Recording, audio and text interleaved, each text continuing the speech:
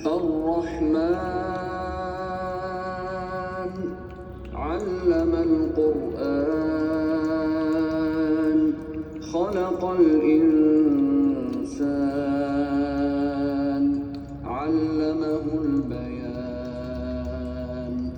الشمس والقمر بحسبان والنجم والشجر يسجدان